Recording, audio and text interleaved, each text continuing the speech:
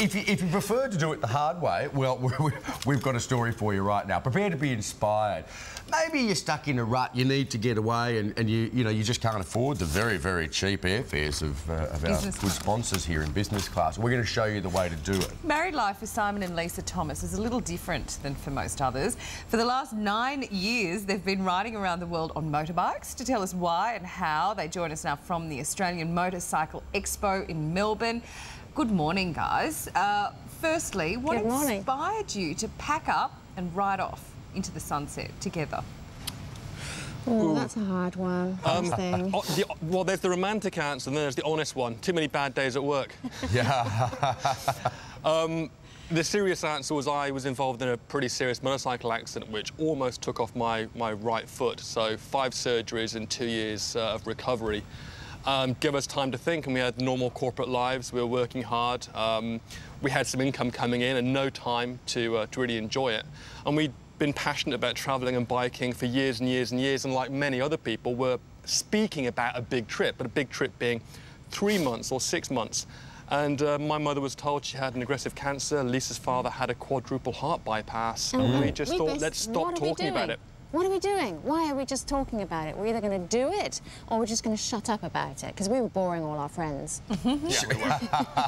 And the fact that you'd almost lost a foot in a motorcycle accident didn't in any way dim your enthusiasm for motorcycle riding?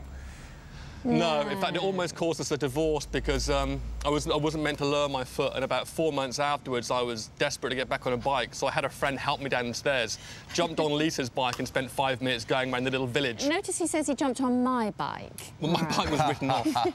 But no, it didn't dampen it. Well, lucky it wasn't the a reality pogo is stick bad things accident, happen. because you've travelled 400,000 kilometres on your motorbike so far, visited 77 countries.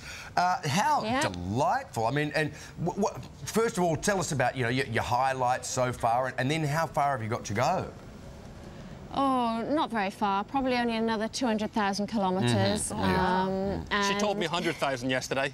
And about another 45 countries, I think. Right. That's about so right, it's going to, we're estimating another 2 or 3 years to finish. But it's worth mentioning, when we left the UK, we left for an 18-month break. It was just a case of having a career break and really living firsthand the experiences we'd seen other people live on National Geographic and on TV. Yeah. We never imagined that we'd have this kind of enthusiasm or passion 9, 10 years later on. How fantastic. So, OK, so what are you doing in Australia now?